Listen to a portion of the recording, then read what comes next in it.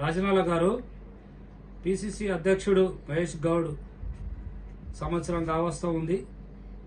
ఇప్పటి వరకు జిల్లా పర్యటన ఎందుకు చేయడం లేదు? ఏదైనా కుట్ర దాగుందా? మీకు చెప్పేది అన్ని మీకు ఎవరు చెప్తారు? ఇవన్నీ కుట్రలు గిట్రలు అవేం లేవు.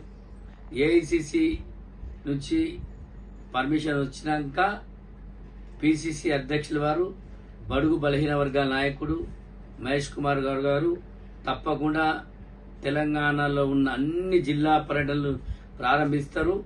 ప్రభుత్వం చేపట్టే పథకాలు ఏవైతున్నాయో ఆ పథకాలన్నీ ప్రజల్లో తీసుకెళ్ళడానికి మహేష్ కుమార్ గారు కంకణం కట్టుకొని మరి అన్ని జిల్లాలో తిరిగి అందరినీ కాంగ్రెస్ కార్యకర్తలందరినీ ఎవరైతే అసంతృప్తున్నారో వారిని అందరి చురుగ్గా చేసి ప్రభుత్వం చేసే పథకాలను ప్రజల్లో తీసుకెళ్ళడానికి తప్పకుండా ఆయనంతా ఆయన కృషి చేస్తారు. తప్ప మీరు దాని యొక్క సీఎం కుట్రుందా ఇవన్నీ ఎందుకండి? మీకు ఎవరి కుట్ర లేవు.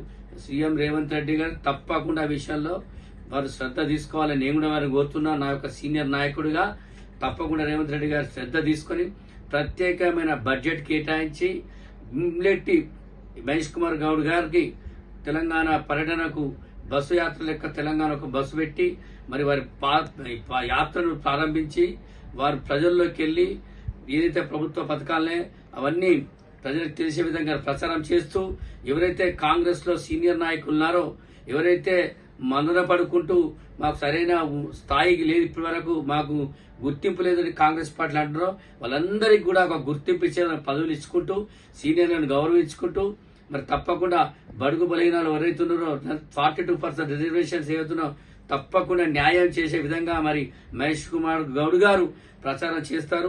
అందులో ఎటువంటి సందేశం లేదు. ఇప్పటికే కొంతమంది కార్యకర్త అసంతృప్తున్న వాళ్ళందరూ కూడా అధైర్యపడకండి.